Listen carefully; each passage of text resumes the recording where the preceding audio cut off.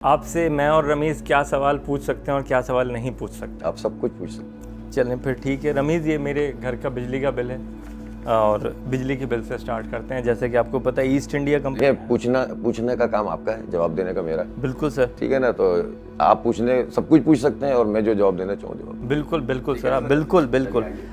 East India company, मेरा मतलब के इलेक्ट्रिक वर्सेस कराची का जो मुकदमा है उसमें कराची की साइड से हाफिज़ साहब लीड कर रहे हैं और जाहिर सी बात है वहाँ से लॉर्ड माउंटबेटन ही होंगे। सर ये इस महीने 8,800 अब तक 56 रुपये का बिल आया है। इसमें इलेक्ट्रिसिटी ड्यूटी लगाई गई है 111 रुपये 42 पैसे। सर ये ड्यूटी क्या होती है? आज तक कराची वालों को नहीं समझ में आया। ये बस ड्यूटी होती है, ठीक है ना। असल में देखें, ये इस तरह के जितने चार्जेस हैं ना, इलेक्ट्रिसिटी ड्यूटी हो गई, फिर उसके बाद आपने एक फ्यूल एडजस्टमेंट चार्जेस देखेंगे, फिर आप एक सेल्स टैक्स देखेंगे। जो कमर्शियल होते हैं उनके अंदर एक इजाफी सेल्स टैक्स आता है, एक इनकम टैक्स भी आता है। पता नहीं कितनी तरह के टैक्स ये लगा के देते हैं। ये दो तरह की चीज़ें हैं। एक तरह की चीज़ वो है कि जो गवर्नमेंट ऑफ पाकिस्तान ने इनको कहा हुआ है कि आप ये टैक्सेस लगाएं, और दूसरे जैसे टीवी का भी आता है 35 रुपये। TLV 35 रुपये टैक्स है। ये शायद जो राइडर बिल फेंक के जाता है उसके पैसे। ये पैसे टीवी के नहीं, ये टीवी के होंगे। अच्छा, PTV के? टीवी के होंगे, हाँ। ये टीवी के भी पैसे आपसे 35 रुपये लेते हैं, और वो मस्जिद से भी लेते हैं, और वो मदरसे से भी लेते हैं। जी हाँ, सबसे लेते हैं अल्हम्दुलिल्लाह, और हम देते हैं। सबसे बड़ी बात ये है कि पूरा पाकिस्तान देता है, और जब पाकिस्तान इस तरह से आंखें बंद करके देगा ना, तो जो लेने वाले हैं वो फिर इसी तरह से लेंगे। इसीलिए हम आवाज़ बुलंद करते हैं कि इस तरह की जो ड्यूटीज़ हैं इसका कोई ताल्लुक़ हमारे बिलों से नहीं है। एक तो ये कि बिजली की प्राइस वैसे ही आपने ज़्यादा की हुई है। असल में हमारे मुल्क का प्रॉब्लम ये है कि जो वुज़रा के लेवल पर भी, जो फाइनेंस के ख़ास तौर पर लोग आते हैं बाहर से, और मुख्तलिफ और इदारों की सूरत में, इधर भी IMF बैठी होती है, इधर भी IMF बैठी होती है, तो IMF से मुज़ाकरात करके, और स्टेट बैंक में भी IMF बिठा देते हैं, तो फिर तीनों IMF मिलकर ये तय करती हैं कि पाकिस्तान के साथ क्या करना है।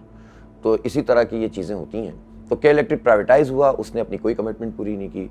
फिर 2009 में इसको ताज़ा दम शिकारियों के हवाले कर दिया गया, शेयर्स उठाकर दूसरी कंपनी को दे दिए गए। पीछे से ये लोग एक थे, और 50 अरब रुपए की लायबिलिटी उस वक्त के जो हमारे सदर मुमलिकत थे जरदारी साहब, उन्होंने पाकिस्तान के ख़जाने से अदा करके नई ताज़ादम कंपनी को लिया है। अब भी यही साजिश हो रही है कि ओवर बिलिंग करके, फ्यूल एडजस्टमेंट चार्जेस के नाम पर ज़्यादा से ज़्यादा टैरिफ देकर, और जितनी ओवर बिलिंग होगी उतना ही सेल्स टैक्स ज़्यादा होगा, तो IMF की वो शर्त भी पूरी हो जाएगी। तो सब कुछ आवाम से निचोड़ने के लिए ये सारी ड्यूटीज़ लगती हैं। खुद जागीरदार अपने ऊपर टैक्स नहीं लगाना चाहते, बड़े बड़े लोग जो हैं वो अब टैक्स फ्री हैं, सबको पेट्रोल फ्री मिल रहा है, लेकिन हमारे लिए मिडिल क्लास गरीब आदमी के लिए जो है सारी ड्यूटियाँ हैं, इसलिए हम आवाज़ उठाते हैं। अभी इस महीने जो कराची के लोगों को बिल हाफिज़ साहब मिला है, उसमें एक नई इन्होंने जो है वो तितली छोड़ी है, यूनिफॉर्म क्वार्टरली एडजस्टमेंट 206 रुपये 80 पैसे। यूनिफॉर्म तो देखे हुए भी मुझे बड़ा ज़माना हो गया, बस ये पुलिस वालों की ही देखते हैं सर हम। ये एक होता है माहाना फ्यूल एडजस्टमेंट चार्जेस, और एक इन्होंने क्वार्टरली भी बना लिया है। तो ये नेप्रा, हुकूमत और के इलेक्ट्रिक का एक इकट्ठ है। हम हर हियरिंग में नेप्रा की, उनकी जो यूनिफॉर्म कमिटमेंट है उसके पैसे। अच्छा, ओहो, देखें ना, कंफ्यूजन दूर हो ना हो जाती है ना इस तरह। आप हमारे साथ बैठेंगे तो काफ़ी कंफ्यूजन दूर होंगी। करना चाह रहे थे सर आप। अच्छा हुआ आपने तरीका बता दिया ना, वीडियो बना के डालेंगे, आपसे मिल लिया करेंगे आसान। वीडियो बना के तो मैंने मना कर दिया था।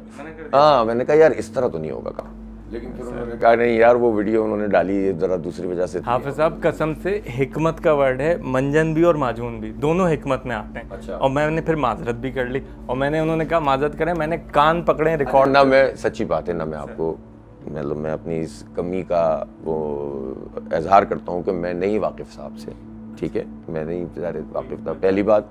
दूसरी बात ये कि ना मैंने किसी को रोका हुआ है कि इसको इंटरव्यू नहीं देना, और ना कहा हुआ है कि इसको इंटरव्यू देना है। ये हमारी मीडिया टीम है, उसकी सिलेक्शन होती है, किसका नंबर कब आ जाता है तो वो हो जाता है, तो इस पर गुस्सा करने की क्या ज़रूरत होती